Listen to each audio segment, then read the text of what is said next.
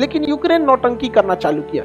Ukraine जाके मिल गया यूरोपीय यूनियन वालों से। रूस के राष्ट्रपति भी तो उसी टाइप के हैं ना, व्लादिमीर पुतिन। वो कौन सा ठीक ठाक है, सोचा बैठल है 2021 से पुतिन, लेकिन है बहुत खतरनाक। रूस जो किया पता है, 3 लाख सेना यहाँ खड़ा किया है। नाटो की औकात इतने थी कि वियतनाम में बम गिरा दिए थे 27 करोड़, वो पे सब मारे, सब वियतनाम से भाग के आए थे। अरे नाटो वालों की औकात इतने हैं कि अफगानिस्तान में घुस के मार सकते हैं किसको, तालिबान को, और वो ससुरा 20 साल मारा, लात खा के चला आया। नाटो ने किया क्या आज तक? इराक पर हमला किया है, सीरिया पे किया है। तो रूस का अपनी औकात देखे हो।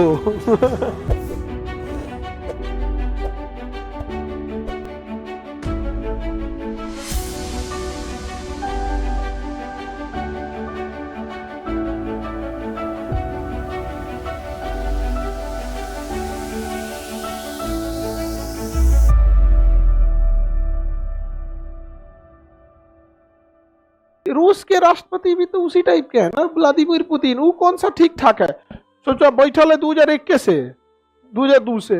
पहले वो प्रधानमंत्री था, समझ गए? तो संविधान की सारी शक्तियां प्रधानमंत्री के पास में था। उसमें लिखा था कि 2 बार से ज्यादा आप प्रधानमंत्री नहीं बन सकते हैं। तो एक बार 5 साल कंप्लीट किया, फिर 1 साल कंप्लीट किया, और आखिरी साल जब था तो उसने कह दिया कि अब सारी शक्तियां राष्ट्रपति के पास होंगी, और अगली बार राष्ट्रपति बन गया, और दोबारा फिर राष्ट्रपति बन गया। 2 सदा दिया प्रधानमंत्री का, 2 सदा दिया राष्ट्र। उसके बाद कह दिया कि विशेष कंडीशन में राष्ट्रपति 2035 तक चेंज नहीं होगा। 35 तक चेंज नहीं होगा। 35 के बाद वो बचेगा कितना? नहीं बच पाएगा पुतिन, लेकिन है बहुत खतरनाक। यूक्रेन का एक अलग ही विवाद चल रहा है। किससे चल रहा है भाई? रूस से उसका विवाद अलग ही चल रहा है। यूक्रेन और रूस का विवाद क्या है? ये विवाद समझिए ध्यान से। ये देश कौन सा है? यूक्रेन। यूएसएसआर जब अलग हुआ, यूएसएसआर कब टूटा था? 1991। उसमें ये 3 तो बाल्टिक टूट गए, उसी में बेलारूस टूटा, उसी में यूक्रेन टूटा। यूक्रेन के नीचे देखेंगे मोल्डोवा, उसी में टूटा।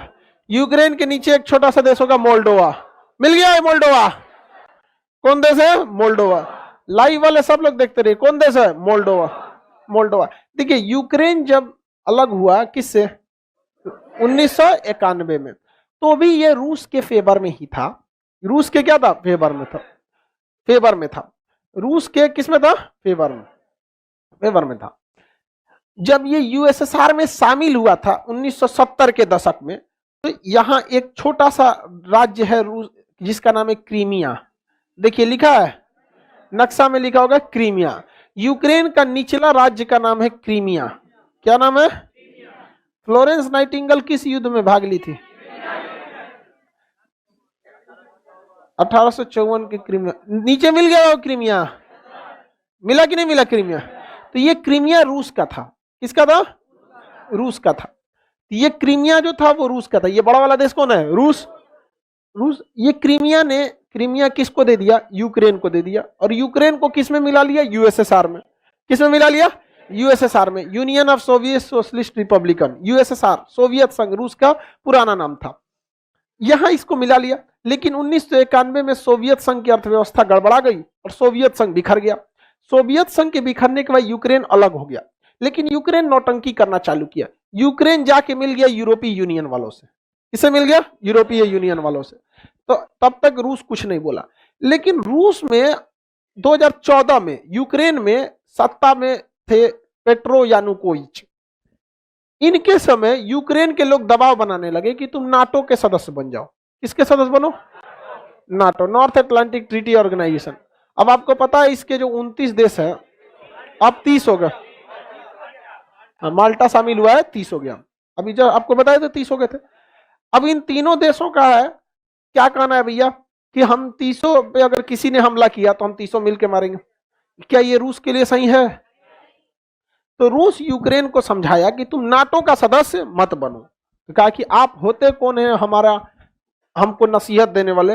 रूस कहा कि अपनी औकात देखे हो।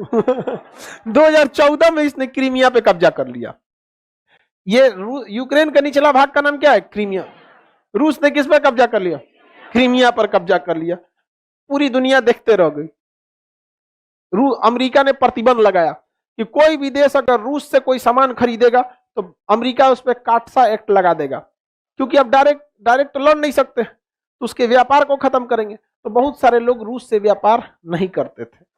किसके डर से? अमेरिका के डर से। और अमेरिका को भी बहाना मिला था कि भाई आप किसी भी देश को ऐसे ही कब्जा नहीं ना लेंगे, अब फरिया लीजिए जिसको देखना। अब डायरेक्ट अमेरिका भी रूस पे हमला नहीं कर सकता, रूस भी अमेरिका पे नहीं कर सकता। यही तो होता है शीत युद्ध। दोबारा 2014 के बाद क्या चालू हो गया? शीत युद्ध। अमेरिका ने क्या कब्जा कर लिया? क्रीमिया। रूस ने क्या कब्जा कर लिया? क्रीमिया। अब देखिए क्रीमिया के नीचे तो काला सागर है, क्रीमिया के नीचे कौन सागर? काला। लेकिन क्रीमिया के ऊपर एजोब सागर होगा। देखिए कौन सागर है? एजोब सागर। क्रीमिया के ऊपर सागर एजोब सागर। अब इस एजोब सागर पे पूरी तरह से कब्जा किसका हो गया? रूस का। क्योंकि क्रीमिया अगर कब्जा होगा तो ऊपर का एजोब सागर किस पे कब्जा होगा? रूस का। रूस का यहां पे कब्जा हो गया। इसके बावजूद यूक्रेन नहीं माना और वो किस पे जाने लगा?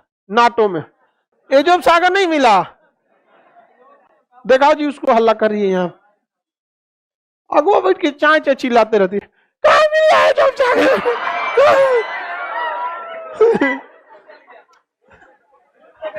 रूस लेके चल गया तो कहां मिलेगा? अगो बैठ के ना ये चाय चाय चिल्लाएगी सब।